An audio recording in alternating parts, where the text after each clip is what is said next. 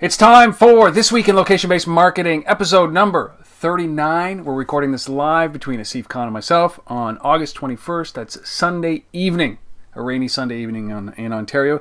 This is episode number 39. As I said, my name is Rob Woodbridge, one of your co-hosts from Untether.tv. And with me, as always, from the rival, the other nation state, Toronto, Ontario, Canada. With me, as always, Mr. Asif Khan. Asif, how are you, buddy? I'm doing well. It's it's been another busy week in location-based marketing, and plenty to talk about today, and even some hot breaking news. So anyhow, in case you don't follow Asif, because he just posted a Twitter post about it right this moment, you'll know exactly what time it is. It's around just before 8 o'clock. You can follow him at the LBMA, which is the LBMA Twitter account, or at Asif R. Khan, which is his own personal account. Yeah.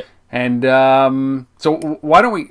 I mean, I don't know what happened, but this week, this is supposed to be the quiet time. Everybody's supposed to be on vacation, and while everybody's on vacation, two massive announcements that happened just in general in the technology sector, which is obviously Google over there, that little company called Google buying Motorola Mobility on Monday.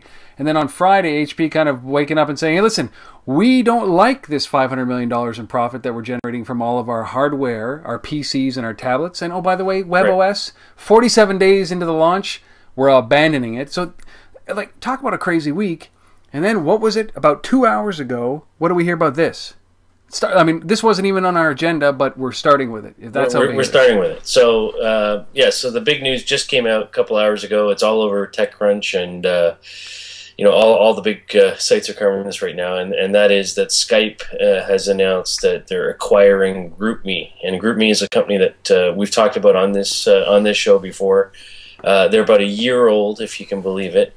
Launched at TechCrunch Disrupt, and apparently they've been acquired by Skype, which is part of Microsoft, acquired by Skype for somewhere between $50 and $100 million. A year-old company, people, $50 and $100 million. All Things Digital is saying it's $85 million. So again, the actual number is not confirmed yet, but this is big news. This is, we've talked a lot about one of the big trends this year is location-based group messaging. And that's exactly what GroupMe does. And I think, when you look at what Skype, where Skype is positioned right now, and where group messaging is, and the brand, anyways, that GroupMe's been able to establish at this point, because that's really all I can say about it is it has a brand. It's a year old. Can't really say it's got tons and tons of customers yet, but certainly Skype's going to bring it lots of customers. Do we know how many users? Interesting deal. Do we know how many users GroupMe had? Or is it just this? You look that up. Actually. And well, I lament the fact that I mean, for those of you who don't know about GroupMe, it was one of the leaders in the, as he said, it was the group messaging group companies, but it also allows you to create private phone groups with other people as well, which is what I think that this is, of interest to Skype, and then create kind of in that group an ability to text message each one of those people, from a group perspective. And as Asif does that, they've raised about 11 or so or $12 million in funding. And oddly enough, they were built on Twilio, which is a third-party SMS provider. I don't know if they're using that anymore, but that's what they were doing. This is an interesting thing, because I wonder if this signifies the end of this whole group messaging industry, right? That started around South by Southwest in the early spring. Is this does this signify that that was a blip, and that it was a feature in somebody else's product, and there's going to be a lot more consolidation in that industry, because it was the hot thing with Yobongo and GroupMe and a bunch of the other ones launching around South by Southwest. And are we seeing now that this is just a feature in somebody else's product? And is that the way to monetize? I think the function of group messaging or group text is definitely a feature, but I think we're still going to see some other guys come into the marketplace and try and build what effectively was GroupMe, and hopefully get taken out by others. I mean, we saw what was the Beluga? No, yep. no, yeah, Beluga, but got bought by Facebook. I mean, similar. Facebook acquired them, right? But that's what I mean. Is that what we're seeing now? Is that, can these companies not make a go of it? Was this just one of those blips where there's a lot of money put into the companies, and really, quite frankly, it belongs inside of something like Skype. It belongs in something like Facebook, because Beluga. I mean, Skype is doing that. Now they're all kind of looking at, at Google. What's Google's acquisition when it comes to something like this? Because that's, so is Google going to buy Yobongo, right? Is that the next thing? It's possible, but what I think is like anything like this. I mean, while we can call it a feature now of something bigger, I think it has to get established. It has to have a kind of a mini market, let's call it that, for a period of time. I would never have thought the period of time is a year. But that's how fast things are moving, or less these days. For some of these companies to be in this space. But this is hot. It's moving. It adds a lot of utility to Skype. Yep. Whether or not it adds that same utility to Facebook Mobile at the moment, I don't know. Or Google for that matter. But we'll see. But I mean, it just shows you how quickly this industry is moving. And I can't find the numbers, Rob. Okay. I'm looking around. I've been stalling as much as I can. You don't want me to get up and sing now, do you? Yeah, it's multi-platform, so it's iPhone, Android, Windows, 90 countries. So unbelievable. But I mean, it just shows you how quickly. GroupMe was one of the first guys out of the gate. So was Beluga, and but when you start to think about how quickly this industry is changing, what was cool in the spring is now not so cool at the end of the summer, right? Or is not as hot as at the end of summer, and a consolidation happens that quickly. 6 months. I mean, that's a big story. GroupMe being bought by Skype for anywhere between 50 and $100 million, depending on who you're listening to, and that's an incredible buy. And wow, don't know what else to say. And that just hijacked the show. So if any of you have those numbers, if you know how many users are part of GroupMe, let us know. We're using GroupMe, and let us know if you have any feedback on this. Are you using GroupMe? Will this change that? Will you become a Skype user because of this? Because Skype is now hooked up with GroupMe and Facebook, and all part of Microsoft. This is a big play. Obviously, it's important. Yeah. So big news. We'll like I said, we'll hear a lot more in the next probably 24, 48 hours in terms of analysis and actual numbers, but. Yeah, this is huge. So Rob, why don't we stick with the funding news? Okay, sure. Finish that up, and then we'll get into the product stuff. That's a good idea. Yeah. So funding. Episode 39. It's got to be a little bit different. Yeah, so we'll just start with the funding because obviously that was a big news acquisition. The one deal that we did find this past week that was interesting was Roamler, and we've talked about Roamler before. Yeah. So Roamler, this is a little company based in Amsterdam. They have a kind of location-based job sourcing platform. So similar to things like Zarly that we've talked about before as well. And Gigwalk and Gigwalk, yeah. So there's a lot of these tools out there where if you've got some kind of job that you need to get done, you can post it up, and based on on the location of where you are or where the job is that needs to get done, and people who are in that area, they can basically say, hey, I can do that job. It might be running to the store if you don't have a car to pick something up for you. It might be cutting your grass. It might be more corporate things. And actually, Roamler is a little more corporate focused. Yeah. They've done stuff with Heineken and other companies that need errands and other jobs done. Beer runs. Yeah, beer runs. He's like, it's 11:15. I need a couple of pops. Yeah. Yeah, so not a lot of news here other than to say that they raised €500,000 to expand the team a little bit, on the development side, but also they are looking to kind of expand from a sales perspective into some of the other markets in Europe, at least at the moment, beyond kind of the local Dutch market. So. Yeah, and I like these guys. I like the concept. I think the difference that Roamler's trying to go after is the fact that these guys are, it's about the management side of this, which is, it's not about the quantity of jobs, it's the quality of jobs. So I think this is where the next group is going to compete on. And I believe that what we're witnessing with this this kind of technology, which is like the Roamlers, the Get Around, or even Airbnb or Gigwalk, you're talking about excess inventory management. So it's either your time, your car, your apartment, your house.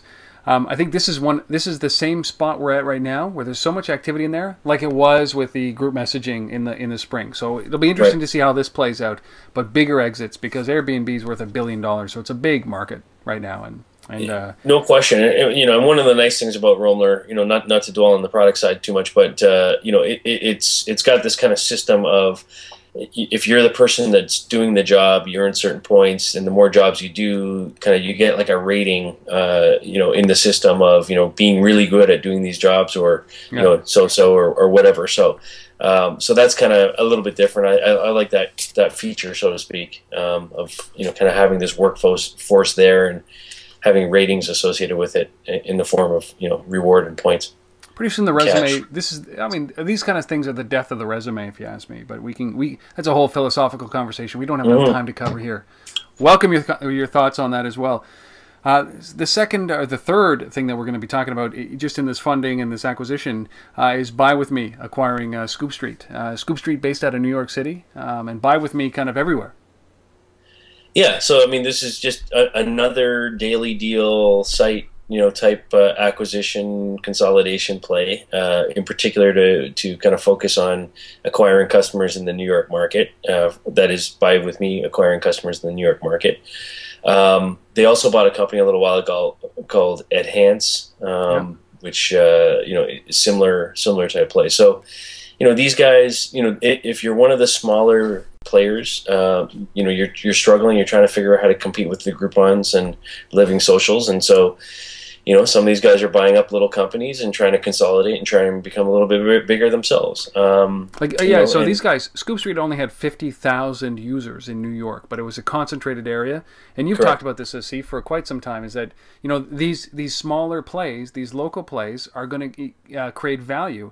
If you are the top play in a city, you actually have an opportunity to be acquired because big guys are going to look at, instead of building, they're going to look at getting a head start or a running start in each one of these cities. So Scoop Street's an example of that. If you take a city like New York, for example, and you're able to kind of be the one of the dominant players in the deal space in a specific city or area like that. Yep. One of the other things that you can do is you can tie up kind of, let's call it, media partnerships with local advertisers and publications and other things that say the big guys might not be as focused on. If you're Groupon, you might do a deal with the Wall Street Journal or somebody like that, where the Scoop Street / BuyWithMe might say, well, we're going to work with the New York Times, yep. Or a New York specific publication. And if you're a reader of that particular publication, you might be more inclined to work with BuyWithMe, yep. or subscribe to their deals because you've got this local affiliation to. It's like WagJag. It's like WagJag in Toronto, right? Like WagJag in Canada. That's right. Yeah. In Toronto. Yeah. So anyways, I think this is an interesting deal, and good for them. So we're going to recap this really quickly.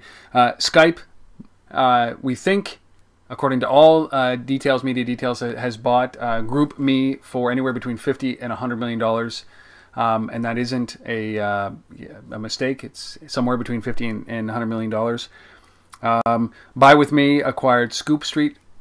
Not the figure isn't disclosed what they bought them for, but they said the investors got a healthy return, and a $1.2 million was invested into it, so good for them.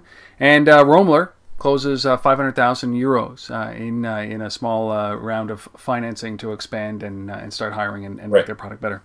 So starting with the funding, starting with that stuff, because that's how we roll in episode number 39. Absolutely. We can do that. We're getting old. So why don't we jump into the news? Got 5 things to cover really quickly, and they should be quick. It involves some of the players that we've talked about. Obviously, we're going to start with the first one, which is Foursquare. You heard it this week. They finally launched events. So checking into not just locations, but events. And who was one of the first guys to do that? Yeah, President Obama, right? And Obama, yeah. Obama. So 2 big things going on this week. So, yeah, Foursquare's been working hard at kind of revamping the platform, the look and the feel on numerous devices. So, we talked a little while ago about Windows Phone 7 and kind of that whole remake and how cool it looked. And so they've been focusing on a lot of things. One of the things they announced this past week is a new feature called Tips. And so, or tip lists, I should say. So this is a feature that lets users kind of, or brands, bundle, curate kind of tips all together in lists and kind of have this easy to follow list kind of system. And so this is something, that rolls right into what the White House and Obama's doing. So the White House has basically come out and said, we're now using Foursquare. We're going to start, leaving tips on the places that Obama visits, plus historical information. So the key here is that it's after Obama has left. I was going to say, so that we're not stalking him, we're not tracking him, we're not going to try and bomb him while he's somewhere. This is after he's left. Here's some tips and some historical information about the visit and the place. So interesting. It is interesting, and I like let's talk about the list for a second, because I like the idea of the lists. But it's like the best of, which was a great example that I think they had that in TechCrunch, which is they're talking about like the best ribs in the city, or the best pizza places in the city, and this is really a neat take on this. But again, we're not talking about a lot of users in each location. 10 million users on Foursquare. It's a good curation. And I think we can talk about it from Redbox last week. It would be a great, hey, this is the top movie that's been rented from this Redbox, or exactly. Exactly. I like that idea, the lists. But again, you know what? It's so, and now we add this check into locations or event check-ins, which is a little bit different, but not really a big earth-shattering announcement. But my feeling is that they're making this too complicated now. That it's too much stuff in Foursquare. Yeah, they're giving the users lots of things to do, and it becomes a little bit like, it's sort of like Excel. Right? You got Microsoft Excel. We all know how to do all the basic stuff, putting a spreadsheet together. But, the reality is 80% of the features in Excel, nobody ever uses. Yeah. The average consumer doesn't use anyways. I mean, there's those power users that, kind of go right at it and they're Excel gurus. But, Foursquare is getting a little bit like that. It's got a lot of stuff in there. And at the end of the day, I would probably say that of those 10 million users, most people are just checking in, looking for, maybe they're exploring, looking for deals around them. And maybe they want to see, who else is there or been there, and the tip lists are cool. I like the tip list, but, some of this other stuff, is, I'm not sure at this point. But anyways, the event thing's interesting. Yep. And we've talked about, the concept before, like GetGlue and Miso and all these guys are checking into content, checking into TV shows. So there's none of that yet in Foursquare. Still, this is strictly checking into physical events like the ball game or things like that, or a concert. What I'm not sure though is so do you go to the ball game, and do you check into the stadium and the event? Do you do two check-ins? I think what they're saying is that sometime within the 24 to 48 hours leading up to the event, somebody, somewhere, somehow, is going to put all of these events in. Like, I think they're covering some ridiculous number, like 50,000 events. Is that what I read? Okay, yeah. And so they're going to basically be putting these events in, and you're going to check in. So if you're at the Yankees-Red Sox game at Yankee Stadium, you'll check in. It'll say, you're checking in, by proximity, you are at the Yankees game against the Boston Red Sox. And I guess it'll just automatically check you into Yankee Stadium and that game. It's kind of a useless feature, really, quite frankly, because I'm checking into Yankee Stadium, and I typically would type. And I guess the idea is that usability, they don't want you to have to type in Yankees Red Sox. Or they're trying to add a little bit of context. There's not a huge amount of utility for the consumer in that.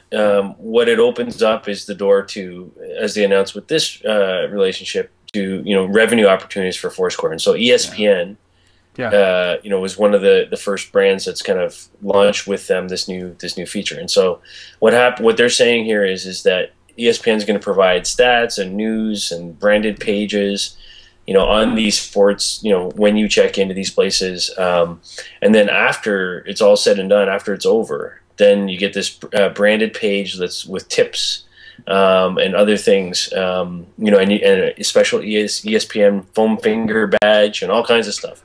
So, I mean, this is, I think, Foursquare grasping at, how do we generate revenue? if we want the sporting revenue, we can't necessarily tie it to the venue. We got to tie it to the event, and we got to tie it to content around that event. And you can see it. You can see it really clearly. That I mean, if you check into Yankee Stadium 15 times, you're a Yankees fan, right? And then you can tailor the information or the advertising and the marketing towards you. But I would agree with you that this is scrambling, man. Like this is just kind of like last week's announcement about the Red Box, and this week's announcement about checking into locations or checking into events. It sounds. I mean, it sounds like a big struggle. It just sounds like a big struggle for them to make revenue, and I like the idea of them making revenue. And they're certainly the biggest behemoth, and it's a small user base. But it just seems to me that it's, as you said, it's just too much, just too much in one app. And there's a simpler way to do it, and I think that's I think that things like Where, which we'll talk about, and the new functions of Where and even the Groupon, the mobile Groupon app, right? I'm hungry. Yeah, Groupon now. Yeah. I'm like, what is it? I'm bored. I'm hungry.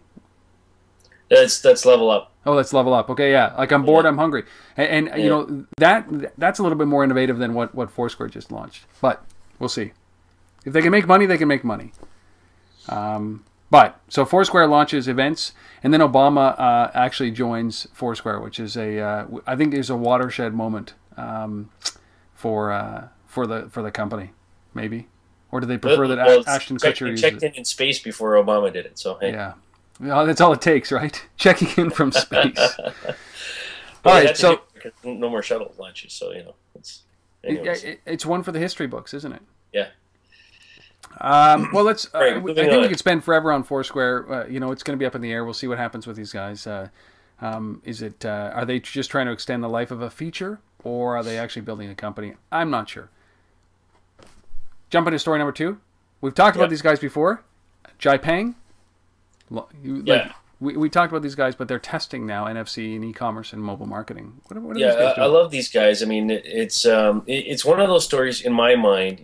These guys, if you hadn't listened to us before and you're not familiar with Jiepang, they're effectively the Foursquare of China. Yeah. They're not there in size yet. They're about just over 1 million users at this point in time. But I think one of the advantages that they have is because they launched later. They were able to kind of watch what was going on in this area and kind of pull and pick the best pieces of Foursquare and others, and say we're going to do that, and we're going to do that in China. We're going to do that with one of the biggest populations available in the world, and we're going to lock up that market. And so these guys launched, they've launched with a bunch of big brands. They've got I think 300 companies that are on board with them, including IKEA and Nike and Louis Vuitton and McDonald's and Starbucks and you name it. And so the new announcement is that they're also now testing NFC payment technology. So they've partnered up with I'm going to look here at my notes here. Companies called UPM Bullseye. A company's called UPM. The product's called Bullseye, and there's another product called Mini Block. So these are NFC tags.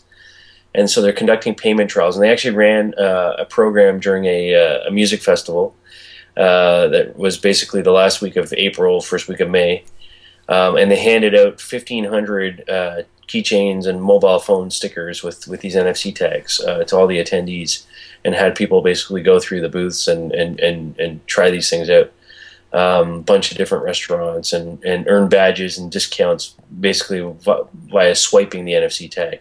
So similar to what we talked about with Google testing in Portland and Austin and some of these things with their NFC technology, these guys are out there. They're doing it in Japan. They're doing it on 1 million user base plus and growing quickly. By the way, and the growth is fast. I mean, these guys, they're new in the market. They're apparently adding 80,000 users a month at the moment. Pretty high check-in rate as well amongst those users. So it's not just a North American phenomenon, but these guys, no, this is a more sound approach, I think. And and especially early on in the user base. I mean, 1 million people after a year, you know, it's 1/10 the size of Foursquare. But to get them used to buying things through the application at this level, I mean, it's just I like that because they can emphasize it. They're not adding it later on in its lifetime. But maybe that's where Foursquare should look at. So I think that combination of getting people comfortable with payments up front. I mean, now obviously this is Asia, so they're generally a little more technologically ahead of us.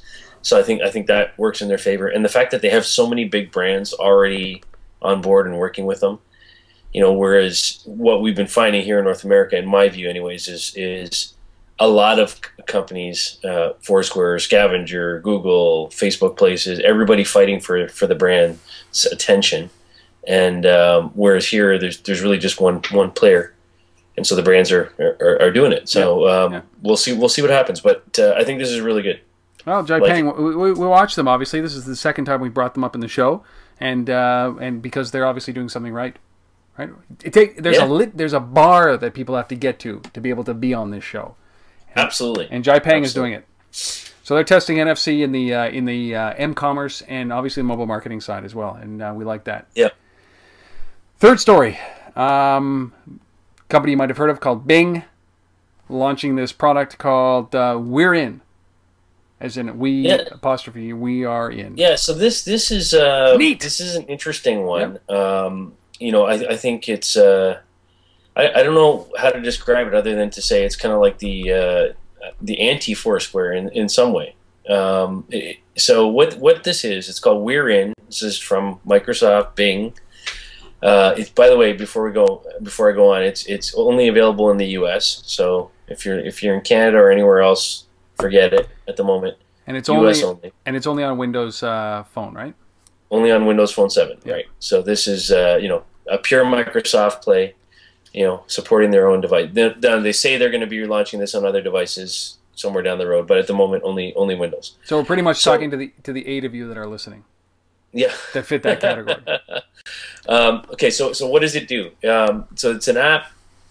Basically, you create an event on the app, and you invite people to come to this event, and the invitations go out via text message.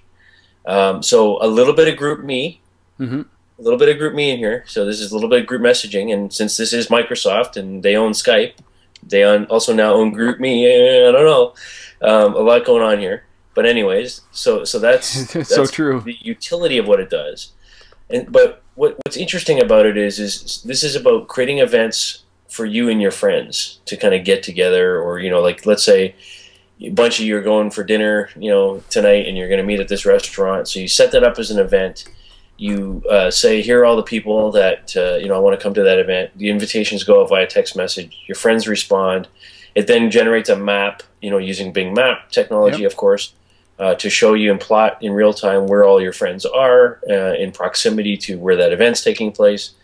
And so it allows you to kind of follow up on the status of this event and people's arrival. And if you get there first and you get a table or whatever, you can then push out an update to everybody to let them know. You don't have to go track everybody down on the phone. So interesting, very, very good, solid utility here. You know, and I think this whole, you know, it plays right into that same discussion of the GroupMe utility in some respects. Without, you know, GroupMe doesn't have the mapping capabilities of Bing, obviously. So I like this. I like this. I think, you know, personally, you know, when we talk about location-based group messaging, one of the things that some of the guys have tried to do is kind of just get people talking who don't know each other in an area based on location, and say, hey, there's a guy named Rob who's like 1 kilometer away from you. Exactly. He's on this platform. You should talk to him, and I don't necessarily know him. Whereas this is all about events and around people you know and you know, your friends and pulling things together. So I really like the utility of it. Let's see whether they can make it happen on purely Windows Phone 7. You know, I've seen a little bit of this. We were talking about it before. I couldn't remember the name, and it was a little bit of it. I love this utility where you're basically managing people like this. Instead of calling everybody, you know exactly when I've given you the permission to be able to, you know exactly where I am and how close I am to the bar.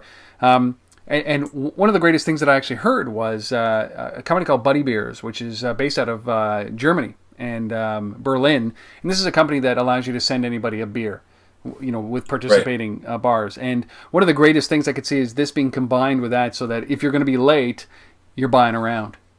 Yep. I think that's it. You can buy your friends around who are sitting at the bar waiting for you, and you can do that with Buddy Beers and a combination of this, and we're in. So I like this play, but as you said, this is a muddied mess when you got a company building your own products, and then that company who bought a company who just bought a company that does something similar. It's just like this muddy goo, I would say, that's going on inside Microsoft. Yeah, I mean, but GroupMe works on a whole bunch of platforms. This is only Windows Phone 7, so we'll see whether any of those things come together. I mean, obviously that's fresh news, the GroupMe thing, and this is something that Bing's probably been working on for a while. It's just how do you feel like, all that work, right? And they just spent $100 million on a company. Yeah. Man. Anyhow, Bing launches we're in, and love the utility. Let's see what they can do with it. Yeah, and for those of you who are listening that are entrepreneurial, which I know you all are, hey, there's a neat idea. Go do it for the other platforms that Microsoft hasn't built yet. So a couple of quick announcements. Things, this is much more just an update, but Wear, we haven't heard for a while, releasing a new iPhone app and a new Android app simultaneously. Brand new branding, brand new look and feel, brand new usages, more integration. I like this announcement. They made it simpler, didn't they? Yeah, they made it simpler. They kind of obviously worked really hard on branding and kind of color palette and design, and kind of just making it really simple and clean for the user. Which at the end of the day, we started when we talking about product news, talking about kind of the complexity of Foursquare in some respects, and here we are now talking about Wear and how simple they've gone with this. And I think there is a lot to be said about keep it simple, stupid kind of thing, right? So I like this. We haven't heard from Wear since they were acquired by eBay a while ago, and so good to see that they're still there. They're still doing their own brand and making things happen and servicing the customer base that they have. So the one of the ways that they simplified it is they've kind of taken all the places and locations and things and put it into 3 categories. So similar to what we talked about with Level Up, which it's I'm bored, I'm hungry, are the 2 categories. Here they've got eat and drink, things to do, and offers. That's it. Yeah, those are your 3 categories. And then you have a thing called My Stuff, which is all your favorites. So you can kind of keep all your favorite lists of things that you want to do, all your offers. So they've really simplified things. So I like it. I really like it. I've always, from day one, I've liked the Wear guys and what they do. So yeah, and I like the simplification. I mean, I've used Foursquare when I've been in Toronto, and I'm like, God, I'm starving, and I'm around what's around me, and the process is cumbersome. It's a terrible process. So I love this. I'm hungry, or eat and drink, and then giving it a proximity to where I am. And then just take me there, man. Just take me there, please, because I'm starving in a town, in a spot in a town that I don't know. So I love this approach, and good on Wear for doing that. And there's much more social integration, but those were the big things. If you can break it down into those categories, but I still love I'm bored, I'm hungry, right? Yeah. So you don't get much simpler than that, right? So Wear releases the new iPhone and Android app. I think it's a really cool strategy that they did it both. They did it simultaneously. They launched at the same time, obviously with Android and with iPhone. No mention of the BlackBerry, but I like the fact that they do that simultaneously. I think that's good. Same features in both. Good on them. Our last story, if you can believe it. This is one from Australia. That the Commonwealth Bank in Australia has teamed up with Facebook Places to start enticing people to set up savings account, which if you're in North America, particularly the US, there is no such thing as a savings account. Nobody has them. Everybody has a debt account. But in Australia, they're talking about with the Commonwealth Bank using Facebook Places to actually entice people to sign up savings accounts. Let's talk about that. Neat little idea. Yeah, it is a neat idea, and it's good for me on 2 fronts. One is to see a financial services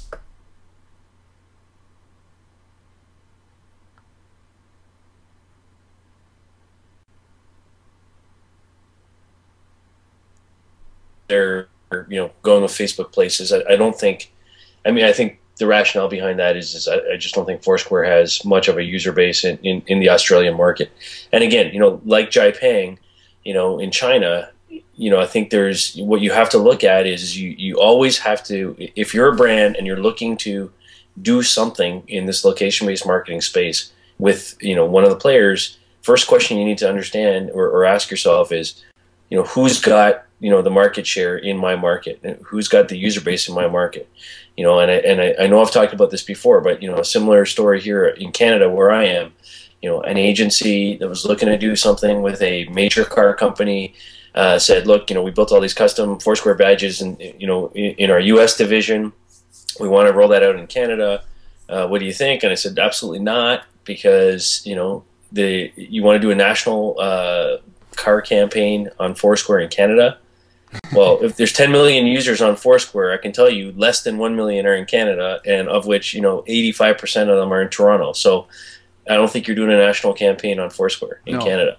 So you got to understand the dynamics of your market and where the base is. And obviously Facebook, Facebook Mobile, Facebook Places, has a much bigger potential reach at the moment than Foursquare in Australia and in other places. So I like that combination. So what is the deal? The deal is if you're one of the first 2,200 people that signs up for one of these new savings accounts, you get a set of movie passes, so 2 movie passes a month, which is a $430 value. So this is for a 1-year period of time. You get movie passes for a year, basically for 2 people. And there's a bunch of steps that they actually have you go through in order to make sure you qualify and get this. It's not just open an account and you get movie passes. No, there are some hoops. Yeah. So the steps are, you got to go to the branch, check in using Facebook Places during branch hours, and then you're prompted to accept this movie voucher deal. Once you've done that, then you got to present your smartphone screen within 3 hours to a branch staff member, open a new account. Then you got to use your new debit, MasterCard, or key card to make a purchase overseas, online, or in-store within 30 days. So you got to complete all those things in order for the movie voucher thing to be active. And not only that, so they don't just send you like all the movie passes all at once for the whole year. You basically get them every month. You get 2 passes a month for 12 months, but you got to keep your account active the whole time. So this is smart. They've thought this through. They want you to come back. They want you to be using this account. They want you to be making purchases.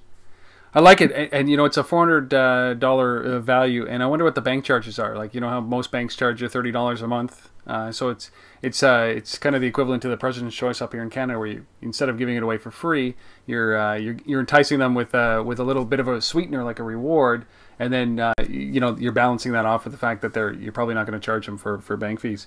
But I like that. I like the fact that they're doing this. I don't know if it's enticing enough, but I like the fact that they're doing this. Yeah, I mean, it's again, I don't know what as you say what the bank fees are, but $430 times 2,200 accounts, that's almost $1 million in value that they're giving away. It's pretty crazy over the course of the year. So it's pretty crazy. Yeah, good on them. And that's in Australia. That's with the Commonwealth Bank. Yeah, and by the way, there's we try really hard on this show to pull stories out and show that this isn't just a North American thing, location-based marketing. That is, there's lots going on in China and in Amsterdam and in the UK, Singapore. We've talked a lot about lately, and obviously now Australia is a market as well. And so, just while I'm on the topic of Australia, if you are in Australia and you're listening to this, another thing to take a look at is look at an app called Quicker Feet. We're going to cover this app in an upcoming episode, but take a look at Quicker Feet. Quicker Feet, okay. Yeah, I'll just leave it at that for now. It's like one of these indoor location deals, shopping mall apps, but Australian, and again, locking up that local market. Quicker Feet. Love it. Well, those are the 5 stories. I would lump that the biggest one in that we talked about was GroupMe being acquired by Skype, but we put that into the funding. Foursquare launching their events, check-in, plus their lists, and President Obama getting on board with it. At least he's in the first 11 million users, right? But so Yeah. Foursquare launches events. Jiepang tests their NFC for MCommerce and mobile marketing. Bing launches We're Here, which is a little bit creepy. Where releases their new iPhone and Android applications simultaneously with a bunch of new features and simplifying it. And Commonwealth Bank teams up with Facebook Places to give you movie passes once you actually set up a savings account. 5 stories. 5 stories in like 9 hours. Perfect. Right? And but the big one obviously was the one that wasn't on the agenda was that that Skype has bought GroupMe. Skype has bought GroupMe for somewhere between $50 and $100 million. And I say that because I can't believe it. That's a lot of money. It's really hard to believe that that kind of valuation, that quickly. But anyways, more to talk about that, I'm sure, in the coming days. Recession, smee-session, right? Okay, let's talk about our tool of the week. Sell my deal. Yeah, so this is, I pulled this out because we talk a lot on this show because there's a lot of activity going on in this, not just daily deal space, but location-based, time-sensitive deals. And obviously lots of people are buying these deals from Groupon and Living Social and others and WagJag and everybody else. And one of the things that happens, and I've certainly heard this from friends of mine who buy deals, is that the deals are so good that you don't want to miss them, and so you buy them, but then you don't necessarily redeem them right away. They might sit there for a month or 2 or 3, and then you might say, well, I don't really need that deal anymore, or I'm not sure about that deal, or you're on to some other deal. And so there's this website called sellmydeal.com, and it's basically, as the name implies, it's an online marketplace that you can go to buy and sell deals. And so, you've got a deal that you bought that you don't really want anymore, and you can put it up there and somebody else can buy it. And you can go buy, maybe there was a deal that you wanted and you missed the deadline to get it, and you can go and buy it there. Kind of, helps all those that, are really interested in daily deals. I think this is a symptom of a problem, or a solution to a symptom of a problem of too many, daily deal sites and all these kind of things. Is that when you have to get into this business about selling your deal, I think it's innovative, and I like this. I like this a lot. Some of the deals that I'm seeing on here, though, even locally here, is not many, but I see a lot of these things like. The deals that you would definitely want to buy, but not necessarily use, right? Because it's such a great deal, as you said. When you're getting 60 or 70% off of something, you know you have to jump in there. But I'm not sure that I would use any of them, and I think that's the big challenge here that people are doing.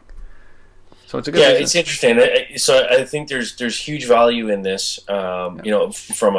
From a business perspective, in terms of setting up a marketplace like this. Yep. And by the way, there are other similar marketplaces like this, not for deals, but take for example gift cards. Yep. So there's one called Card Swap that I know of out there that does exactly the same thing. I mean, how many people out there get gift cards for presents at Christmas or birthdays or whatever, because they're friends and loved ones who don't know what to buy them, so they give them a gift card. And maybe it's a gift card you don't want. Maybe it's a, whatever. So you can actually go to these kinds of marketplaces and sell your gift card or buy a gift card or whatever. Yep. And eBay's been doing that forever, right? So eBay's there's a big piece where you can buy $50 gift cards for $30 on eBay. Right? Yeah, exactly. So there's always been a marketplace for that. I like this. It's good. I think it it certainly adds some value to people who are big buyers and shoppers in that space. Sellmydeal.com. Well, I like it, and I think that. But again, I think it's a solution to a symptom of a problem that's far greater, and it's probably temporary. I like the idea of actually using eBay. So you've got this great manicure, pedicure, that you've bought on Groupon because that's all it is, or maybe a massage, something like that, and then you realize that the $20 you can't keep using that. The fact that those are the only deals, but you keep buying them. Put them up on eBay and charge $21. Do a direct buy for $21. Anytime you can buy something for $20 and sell it for $21, I think that's a good deal. Anytime you can make some money off of something like this, do it. But if you can't, go to Sell My Deal if you're doing it for the greater good. sellmydeal.com. Yeah, absolutely. So the last thing we're going to cover is the resource, which is a book. A book. Yeah, the resource is a book, and this is a book close to my heart. Good friends and colleagues in the space. Mike Schneider, otherwise known as Schneider Mike on Twitter and everywhere else, and Aaron Strout. So these are two guys who are very active in the location-based speaking circuit. Both work for big agencies in the U.S., helping brands every day on how to deploy location-based marketing and location-based solutions. And so they have been, for a year now, have been working on location-based marketing for dummies, the official black and yellow dummies book in the space, and it's now actually out there and available. $24.95 on Amazon. Get it. It's if you're just getting started in this space, it is going to be the standard for kind of knowing what this thing's all about, and I love it. So we'll have it up on our site as well shortly. So. And that's location-based marketing for dummies. That's great that they actually did a dummies book like this. And it's not one of those guides that you get sold, right? It's actually the real sanctioned book. Correct. Yeah. Right from Wiley Press. I like that. And it's interesting. I'd love to know, Mike, if you're listening to this or watching this, why do you go with a location-based marketing for dummies book? Is it the brand or? And why not go with a kind of a non-branded your own book? You know, that's the only question that I would have. I like the idea here because it's a good brand. But I see a lot of guys that are just out there building their own brand and not leveraging somebody else's in the space. Now's a good chance because you can establish your own. So I'd like to know that, Mike. Let us know. Untether@gmail.com. I'd love to know. Or maybe see if you could ask him. But go and buy it. I think that this is important that we know that this is a simplified, not a simplified resource, a very in-depth resource in very simple terms on how to get into this space and how to start to leverage this space. I know I'm going to pick it up. Yeah. No. Fantastic. Yeah. So that's it. We covered quite a bit here. For episode number 39, we switched it up a little bit, which is what we can do because we own the agenda, and sometimes it gets hijacked, like it did today with GroupMe. But if you have any feedback about what we're doing here, we'd love to hear it. The more, the merrier.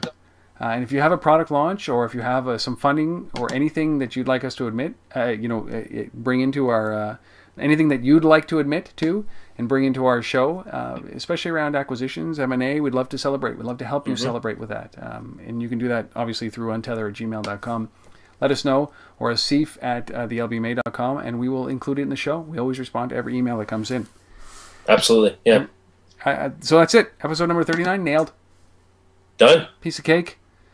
You know what? And I think this is a sign of things to come. We're starting to get a little bit ramped up. This week was a little bit crazy, but starting September, I do believe that things are going to get a little bit nuts. And so stick around to some pretty exciting news that's coming up, and we'll follow up with the GroupMe stuff and see what the fallout is in the next week or so, and we'll do a follow up next Sunday.